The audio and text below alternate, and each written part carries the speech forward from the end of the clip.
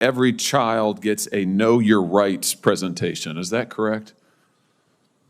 That is correct. Is that before or after you release them to labor traffickers? Senator, every child that comes into our care gets a Know Your Rights presentation as well as... Have you read these New York Times reports, these stories, the series of stories the New York Times has done on the children who are in your care? Have you read them? Yes, I have. Have you read that children are scrubbing dishes, they are operating heavy machinery, they are delivering meals, they are harvesting coffee, they are working construction, they are working as housekeepers, they are working overnight shifts at plants where they are not paid, they are not going to school, they are not cared for, they are not giving meals, almost all of it illegally. Are you aware of that? That's a yes or no. Yes. Do the Know Your Rights presentation help them in those situations? Senator, ORR... That's a yes or no, I think. Do you really think that you're helping these children by releasing them to labor traffickers and, yes, sex traffickers? 85,000 children whom you have no contact with, and your answer is we gave them a presentation before we turned them over to these people who are exploiting them on a scale not seen in this country for 100 years, a century. A century. It's a disgrace in the United States of America. Let me ask you this. You did an audit, I noticed, where you gave yourself a clean bill of health. So just tell me this. Do you require sponsors to document their relationship with the child? Senator, we have a thorough vetting process. Do you require sponsors to document their relationship with the child? Yes, we go through No, you do not. You do not. Have you read the Senate's Permanent Subcommittee on Investigations reports on your office? There was one in 2016, there was one in 2018, there was one in 2020, there was one in 2022. Spanning administrations, what they found is you do not require sponsors to document their relationship with the child. You release them anyway. What about background checks? Do you require background checks on all adults in the household?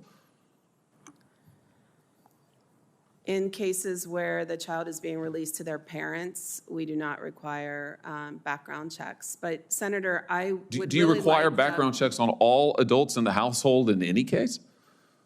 Yes, in some cases we do. What percentage of cases do you do background checks on the adults in the household? I don't have that number in front of me. Do you do home visits in all cases? You can actually see where these children are being released, whose care you're putting them in? We do not do home visits in all cases. Senator, I'd really like the opportunity to talk about what we are doing. I know what you're doing, and it's incredibly and totally inadequate. And we can read about it in the New York Times. Since you say you've read it, let's talk a little bit about that New York Times report if we could. Here's a quote from the April 17th installment. Again and again, veteran government staffers and outside contractors told HHS, including reports that reached the Secretary, that children appeared to be at risk. Did you warn the Secretary that children were at risk?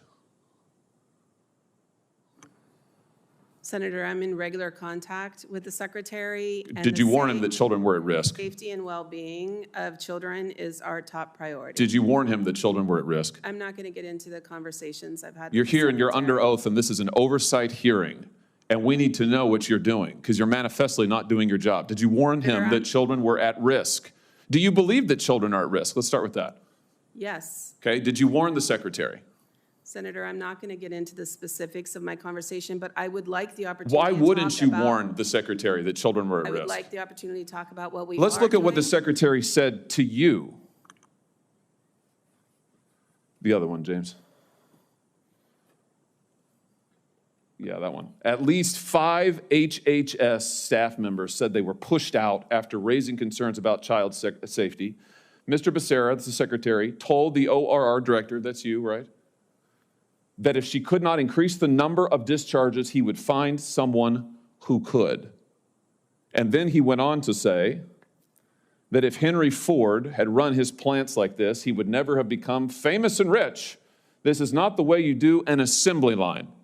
Get the kids out, run them through, get them out to those sponsors, those traffickers. Why didn't you resign when he said this? Do you think that this is morally acceptable? Senator, I joined ORR in September of 2022. I believe that was reported prior to my arrival, but I cannot speak This is from to, an article this year. I can't speak to what the secretary, Do you think that this is Ma'am, acceptable to run ORR like an assembly line and to release these children I to can assure you, we traffickers? do not run ORR like an assembly line. The safety and well-being of children is our top concern, and by Plainly statute- not. Plainly, it is not your top concern because you have managed to lose 85,000 of them. And the Times knows where they are, or 2/3 of them, and they're with labor traffickers. It's great to see Josh Hawley hold this Biden official accountable, and it's terrible to see her attitude towards her department losing track of 80,000 children at the border. The entire Biden administration has this lackadaisical attitude over this crisis that's happening. It's affecting our entire country. There's so many negative effects to having a wide open border. Crime, drugs, human trafficking is all easier now for cartels and bad actors because we don't have a strong leader who is monitoring the border, who is upping defenses there, who is keeping track of who's coming across and trying to fix that problem. How loud do Americans need to cry out to fix our border, to defend, our sovereignty before this administration takes some serious action to do so?